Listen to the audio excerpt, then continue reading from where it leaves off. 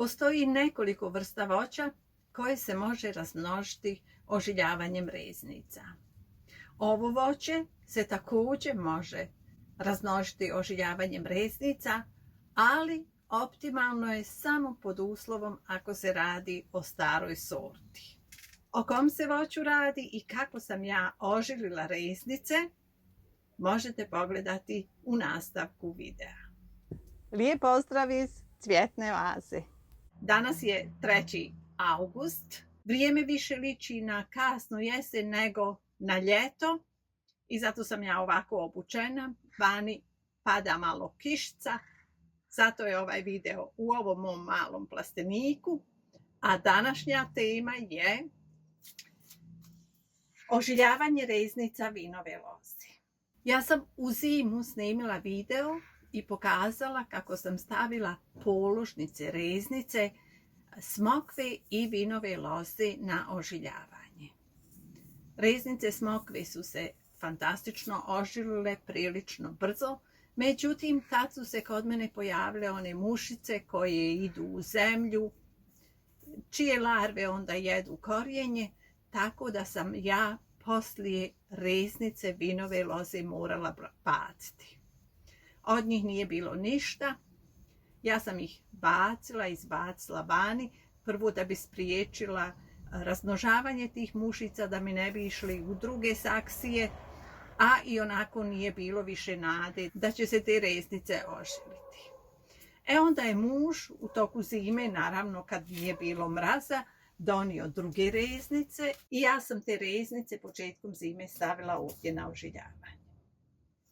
Te reznice sam pokazala u jednom videu i ispričala kako sam tu i sijala hemerokalise, kao što se vidi, i sijala javore i stavila još reznice drugih biljaka na oživljavanje i sad su ovdje ostale samo ove reznice vinove loze, javori i par hemerokalisa. I znači sad još ove reznice trebam izvaditi i presaditi ekstra u posebne saksije. Ovaj posao se ne radi normalno u avgustu mjesecu, ali s obzirom da je kod mene sad tako kako jeste, znači kišica pada, nije toplo, znači ove reznice se mogu i sad presađivati. Pa da vidimo zajedno kako izgledaju ove reznice, kakav im je korijen, ja želim to da vidim i da ih posadim.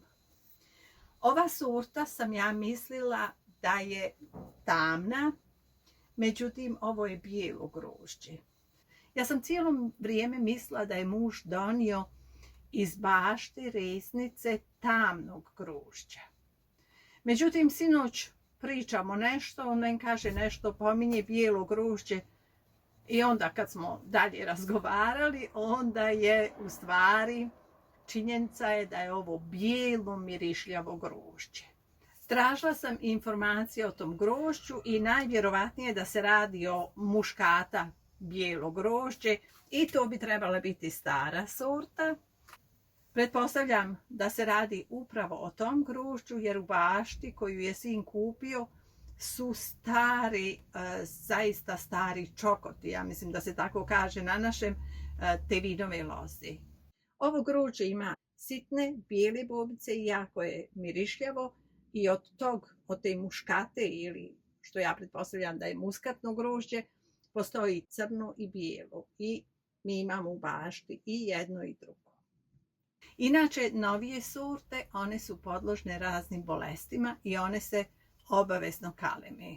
Ali ove stare sorte, one mogu, kao što sam rekla, iz reznica. Pa da vidimo sad kako izgledaju ove reznice i kakvo im je korijenje.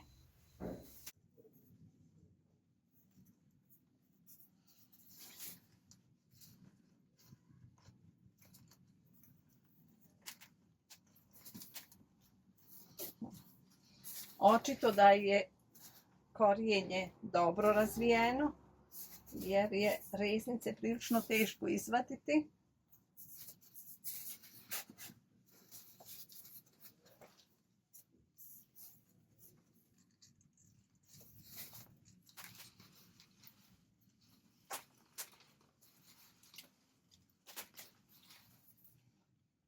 Očito da se korijenje ispreplitalo i sad ću ja moći izvati, izgleda sve to samo zajedno ako budem vadila.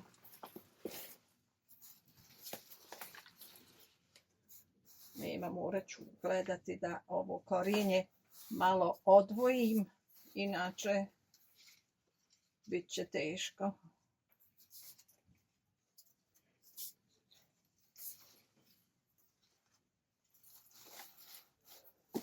Da vidite, ja kad povučem, ono ide sve zajedno.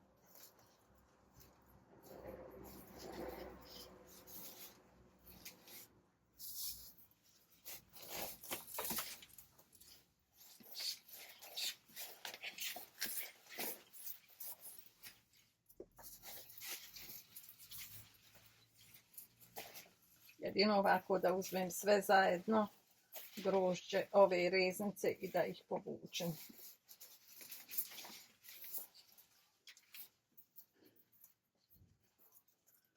Bar da hemorokali se odvojim, da mi oni ne smetaju.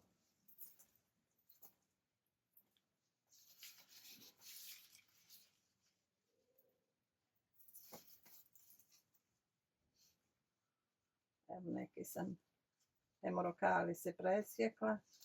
Nije to ništa strašno.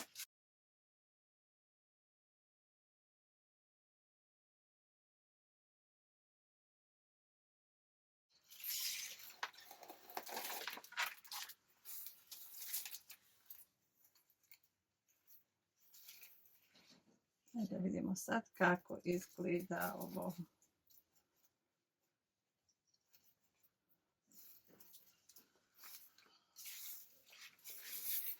Sad najbolje bi bilo da sam ja te reznice, da ih mogu sad lijepo odvojiti sa što više zemlje. Međutim, ja prvo moram otpetljati ovo korijenje.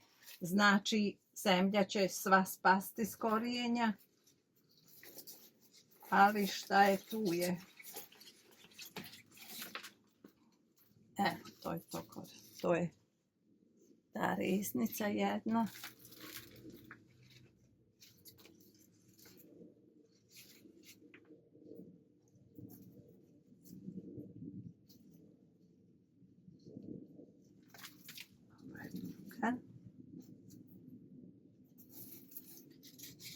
Ova nije baš pustila neki ni podzemni ni nadzemni dio. Znači nije ni dobar korijen, a niti gore nije nešto rasla. Ne znam šta je uzrok, ali nije to toliko ni bitno.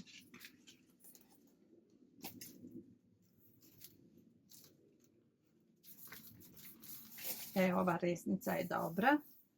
Ona i gore ima lijepo se razvila i odavde je potjerala novi istanak. Ona je baš dobra.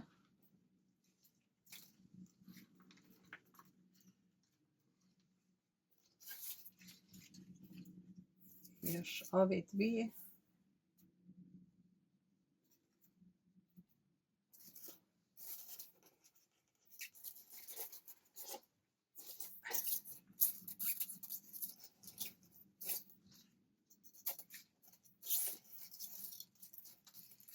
Odlično.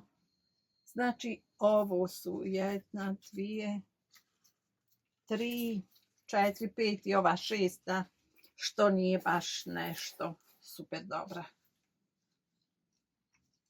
I znači, ovo grožđe, to jest ove reznice vinove loze su se jako dobro ožilile i sad ih samo treba posaditi u saksije. Ja ću ih onda ostaviti ovdje, voditi računa ako bude sunčano, da ih stavim na donju policu, da ne dolazi direktno sunce na njih, dok se ove reznice, sad već mlade biljke, malo ne prilagode na nove uslove, jer svako ovo presađivanje je šok za biljku. Znači ja ću ih posaditi, ostaviti ovdje i onda u kasnu jesen posaditi u baštu. Par sam već obećala, znači posaditi u baštu, prve godine zaštititi, a onda sljedeće godine će ove biljke bez problema rasti dalje. Ja želim da od grožđa na jesen nešto napravim, nešto što bih htjela pokazati i vama, nešto što se ne pravi često, nije džem, nije sok, nego nešto sasvim drugo, ali o tom ćemo kad dođe vrijeme. Ja se nadam da će taj moj plan uspjeti, da ću ja to uspjeti uraditi, ali o tom negdje u jesen. Znači sad mi samo trebaju saksije, ovo je dobro. I još nešto, ako odlučite ožiljavati reznice grožđa, onda je zaista bolje ne praviti položnice, nego ih ožiljavati ovako. Jer vidite, ovdje je sad korijen dole.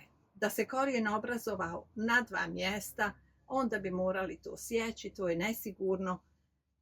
I zato je bolje reznice posaditi ovako, sad one mogu i u manje saksije. Kod smokava ja sam morala zaista saditi u dublje saksije jer se obrazovao korijen i na ovom dijelu između 2 koljena i onda je to problem. Onda treba zaista tražiti dublje saksije, recimo kao što je ova koju nemamo uvijek pri ruci. Tako da ja preporučujem grožđe, reznice grožđa, reznice vinove loze stavljati uspravnu zemlju na ožiljavanje, a ne kao položnice.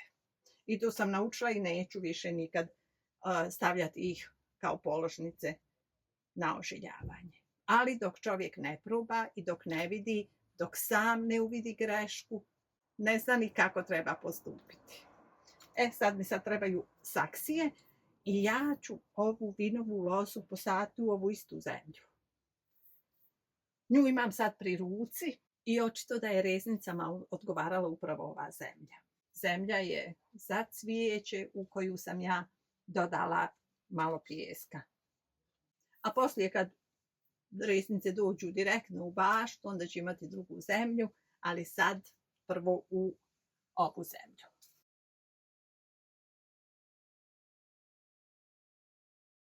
Saksija je ipak trebala biti malo veća, ali dobro je. I evo je nova vinova loza, sad samo treba da nastavi da raste. Ovdje ovo sve ide u saksiju, tako da ću ja ipak za ovu uzeti malo veću saksiju, a ovdje ću posaditi ovo.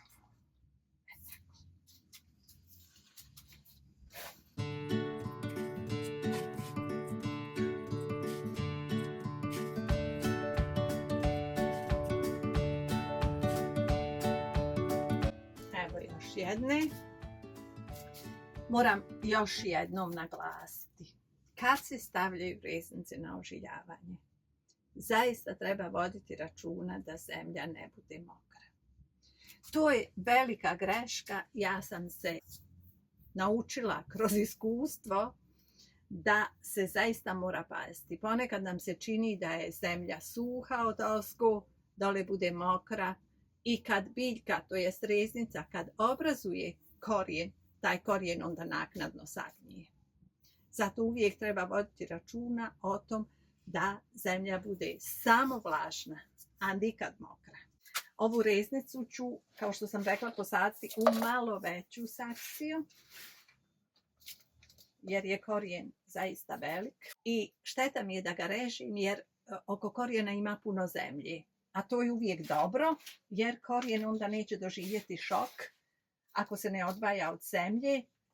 Ako se naravno sav korijen odvoji od zemlje, onda biljka treba vremena dok se taj kontakt korijena i zemlje ponovo uspostavi.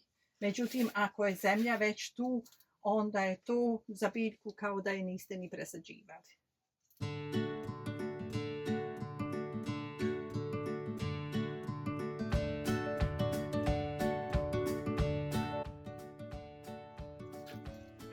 Još jedna biljka.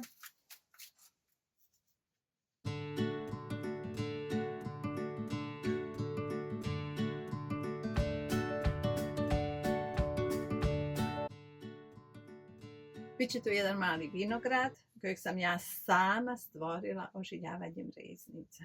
Ova reznica nije baš dobra, ali daćemo joj šansu.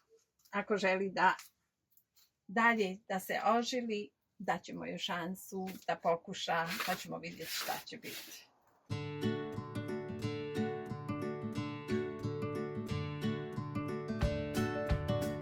I evo je. Ovo su hemerokalisi koji su zajedno s vinovom lozom u ovoj zemlji bili, koji sam ja sad pomjerila. Nekima sam jednostavno otkinula gornji dio, nadzemni, ovo je korijenje. Ja ću sad ovdje ponovo natrpati zemlju, pomiješati je s pijeskom za neko sljedeće ožiljavanje reznica. Šta će to biti trenutno ne znam, ali kad dođe vrijeme bit ćete obaviješteni, to jest snimit ću najvjerovatnije jedan video. Ili na početku kad budem stavljala reznice na ožiljavanje ili poslije kad te reznice budem presađivala kao što je to bio slučaj ovaj put. I na kraju da rezimiramo. Vinovu lozu možete razmnožavati ožiljavanjem reznica samo ako se radi o starim sortama. Nove sorte su podložne bolestima, zato stare sorte. Ako imate nekog ko ima baš ovo mirišljavo grožđe, to je stara sorta, uzmite reznice, stavite na ožiljavanje. Supstrat je zemlja pomiješana s pijeskom, znači reznice su stavljene negdje početkom zime na ožiljavanje i one su bile u ovom negrijanom malom plasteniku. Sad vam preostaje samo da nađete reznice i da pokušate. Ako smatrate da ovaj video kao i uvijek može nekom pomoći, slobodno ga podijelite. I samo još nešto da dodam za one koji nisu toliko upućeni. Kad se pretplatite na kanal, to se uradi samo jednom. Naravno, to se zove pretplati, to je džaba, to ne košta ništa. Znači, pretplatu kliknete samo jednom.